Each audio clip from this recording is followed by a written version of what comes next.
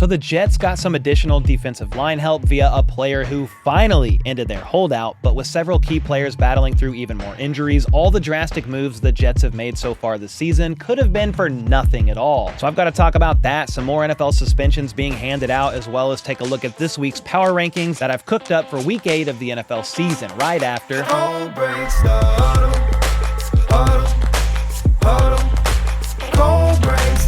Alright, first up, I talked about Saquon Barkley's monster performance against his former team in yesterday's video, but his 187-yard day earned him the NFC Offensive Player of the Week award for his second time this season. And get this, he now has 761 scrimmage yards on the year, which is the most by a player in his first 6 games with the team since 2018, when Saquon himself played his first 6 games as a rookie with the Giants. It still baffles me as to how they had no problem, talking about New York, handing Daniel Jones $40 million per year, yet didn't want to pay Saquon and let him walk in free agency. But hey, incompetent teams will do incompetent things. Another seemingly incompetent team right now is the New York Jets. They've lost 4 straight and are currently 3rd in their division despite co-owner Woody Johnson firing head coach Robert Saleh, interim head coach Jeff Ulbrich demoting offensive coordinator Nathaniel Hackett. Then they traded for Davante Adams from the Raiders and now came to an agreement with pass rusher Haason Reddick to end his holdout after 90 days, but it still might be too late. Long story short, Reddick hired Drew Rosenhaus as his new agent, and they were given a 48-hour window to seek a trade. Well, that didn't happen, obviously. Why would a team want a man who's been holding out for 90 days to come play for their team? It's just not worth it. So, of course, they couldn't get another team to bite, and then they chose to end the holdout and come to a resolution. However, Reddick would have been way better off just showing up to play out the last year of his contract, hit free agency, and then try to get another long-term contract from a different team. He was set to earn $14.25 million this year, but even with the revisited contract that has him able to earn some of his fines back, Joel Corey, who is a former sports agent and NFL contracts and salary cap expert with CBS Sports, he says Reddick can reasonably expect $7.9 million at best from playing football this season, even though there are technically escalators in this contract to make most of this money back. The man held out for 90 days in order to make nearly half of what he was originally set to make. Holy hell, man. And sure, this adds some additional help to the Jets' D-line, no doubt about it, but it might be too little too late. Aaron Rodgers has been dealing with an ankle and knee issue, but now was also limited in practice with a new injury popping up, a hamstring injury that flared up this past game. So combine that with their right tackle Morgan Moses knee and wide receiver Allen Lazard chest both being limited today. Among others on this list, the injuries are starting to pile up for the New York Jets. On top of that, the Jets are about to face off against the Texans, so that could very well be an L. And they still have the Bills later on this season. It's certainly going to be tough sledding for a team that's in win now mode with a 40-plus-year-old quarterback doing all the stuff they did, the trade, all that. It's actually insane what they've done, and they have a chance to not even end up making the playoffs, even if they're able to win several of their upcoming games. But with that being said, let me know, do you think the Jets season is officially over, or nah, they could climb back and still have a fighting chance at making a wild card spot? Next up, Lions receiver Jameson Williams is set to miss the next 2 games after he was suspended for violating the NFL's performance-enhancing drug policy.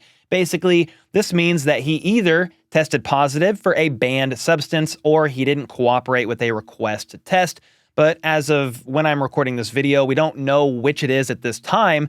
But either way, this is the second time that the former first-round pick has received a suspension in his young career. He was suspended for 4 games at the start of last year for violating the NFL's gambling policy. But hey, when he manages to stay out of trouble, Williams is a heck of a player, and he's been having a solid season as he's second on the team in both receiving yards and touchdowns. So I really hope this dude can just avoid the off-the-field issues altogether and stay on the field, because when he is on the field, he is really electric to watch. Someone else who's been electric to watch for nearly a decade now is Alvin Kamara, who just agreed to a 2-year, $24.5 million extension with the Saints. Kamara just turned 29 this past offseason and is still one of the best running backs in the league.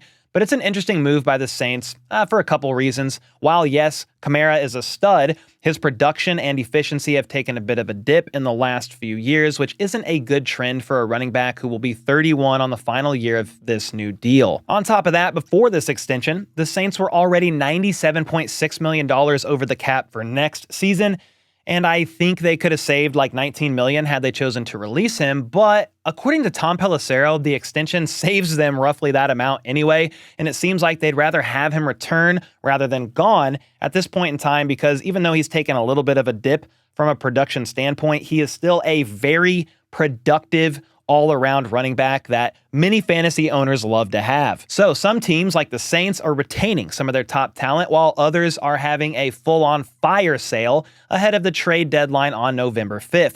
The most notable team would be the Tennessee Titans, who just traded DeAndre Hopkins to the Kansas City Chiefs for a 5th-round pick that could become a 4th. In order for that to become a 4th, by the way, he would have to play 60% of snaps for the team in the Super Bowl. Well, I know the rest of the league probably hated seeing this news today and are probably pissed at the Titans for handing the Chiefs a 5-time Pro Bowl receiver that's had 7 separate 1,000-yard seasons. But the Titans are 1-5 and are moving full steam ahead into a complete rebuild. They were so eager to move off of D-Hop and recoup some assets, by the way, that they're actually taking on half of the $5.3 million that he's owed for the remainder of the season.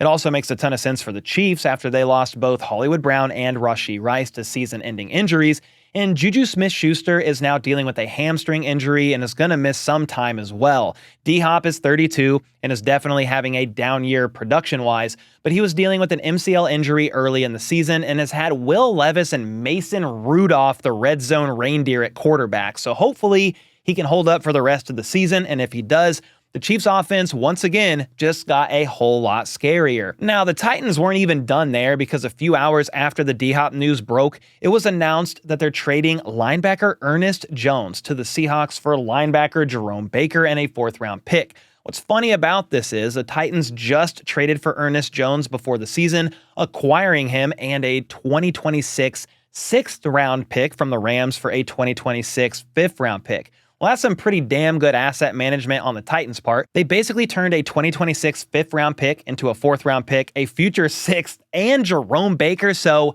nice. All right, from here, it's time to dive into this week's power rankings. Week 8 is upon us, and we got to start with 32 and work our way to the tippity top of the mountain. The Browns are still dead last for me and probably to most of America. And I don't know if this helps or hurts them here, but Deshaun Watson is out for the year with a torn Achilles, and it looks like it's going to be Jameis Winston for the foreseeable future, with DTR also getting injured on Sunday. The Panthers are next at 31, and Andy Dalton just injured his hand, it was actually his thumb, against the Commanders, so Bryce Young will be starting for them Week 8. God bless. Drake May, meanwhile, makes watching the Patriots a little bit easier, but they still suck and just lost to the Jags in London. The Titans have a competent defense, but that's about it. Like I mentioned earlier, they're in complete rebuild mode as they are now 1-5, and Will Levis is far from him. The Raiders have dropped 3 straight, and Aiden O'Connell just got placed on IR, so it's back to Uncle Rico for at least the next 4 games.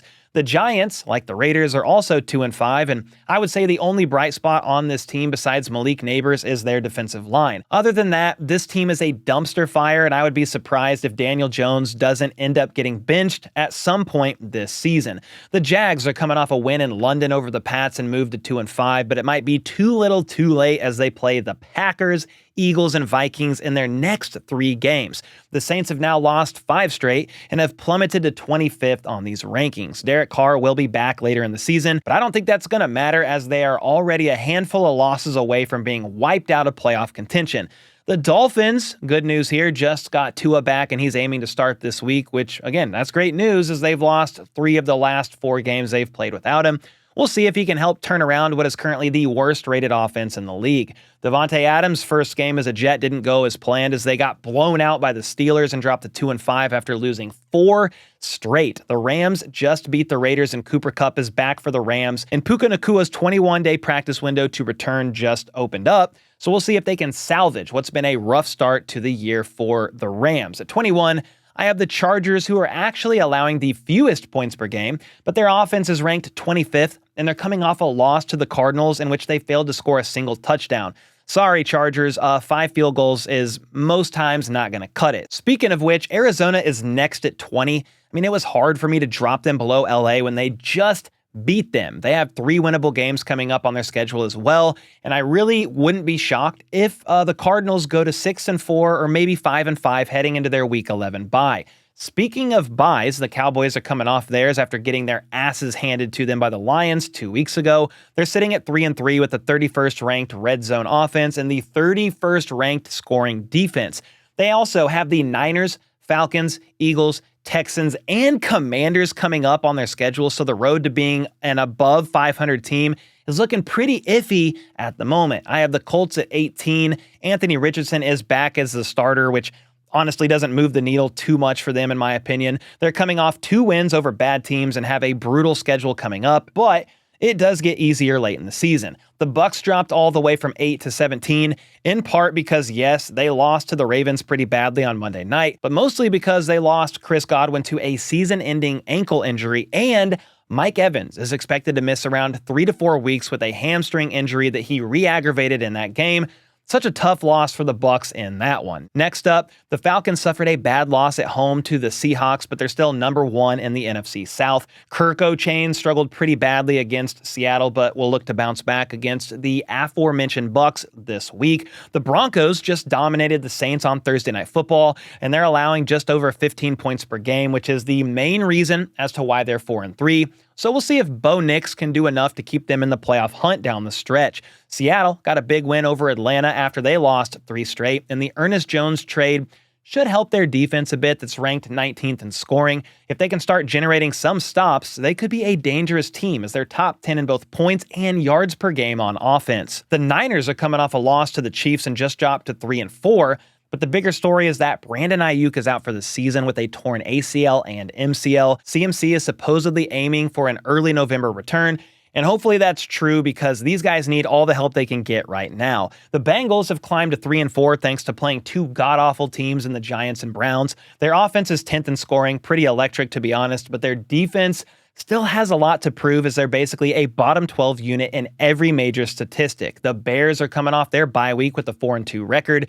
I mean, Caleb Williams has looked better every week, and their offense is starting to catch a rhythm as they're coming off back-to-back 30-point games, albeit against the Panthers and the Jags. However, they have a top 5 defense, and if Caleb Williams continues to get better, this could absolutely be a playoff team. The Eagles are also 4-2 with Saquon Barkley single-handedly destroying his former team last week. They've struggled to finish drives, but they're gaining the 9th most yards per game and have a top 10 defense. I would have loved to put the Commanders higher here as Jaden Daniels was running away with the Rookie of the Year award and they're tied for the highest scoring offense. But he sadly suffered a rib injury last week, and he's yet to practice this week. I mean, it's early, but we'll see what his status for Week 8 is. Just right now, it's up in the air, and if he's not able to go, it's going to be Marcus Mariota getting the start, who actually played pretty well last week and led the Commanders to a 40-7 victory over the not-so-great Panthers. The Steelers' defense is elite, though, and Russell Wilson looked fantastic in his debut against the Jets. They may finally have someone who can properly distribute the ball to George Pickens and their other playmakers. So if they can repeat that performance consistently, they really could be a dark horse Super Bowl contender, maybe. The Bills are 5-2 coming off back-to-back wins, and I know they dropped 1 spot from last week, but it really has more to do with a team I'll talk about in a second that leapfrogged them. I couldn't bring myself to put them over the Texans just because they lost to them a few weeks ago, so for now, I have Houston at number 6, even though they just lost to the Packers. Speaking of the devil, they're leapfrogging both Buffalo and Houston this week after beating the Texans and moving to 5-2. The offense looks phenomenal with Jordan Love under center, and the defense is allowing just over 20 points per game. Robert Saleh, by the way, was actually spotted at their practice today, and if Matt LaFleur brings him on their staff in some capacity, that can only help with their defense, because say what you want about Saleh, but he's one of the best defensive coaches in football. Anyway, I actually have 3 NFC North teams in the top 5, with the Vikings being next at number 4. They just took their first L of the season against the Lions, but they're still 6th in both scoring offense and defense. They'll look to get back on track tomorrow night against the Rams in LA in a game that they probably should win. The Ravens are next on this list, and they might be the hottest team in football right now. They've won 5 straight and are tied with the Commanders for the most points per game. Lamar Jackson and Derrick Henry are an unstoppable duo, at least it seems that way. And not only are they first in points, but they're also first in yards and red zone touchdown percentage. Next, I have the Lions, who, like I just mentioned, beat the Vikings in Week 7. They're scoring over 30 points per game and allowing just 20. And yeah, they lost Aiden Hutchinson for the season, but don't be surprised if they make a move for an edge rusher in the coming days.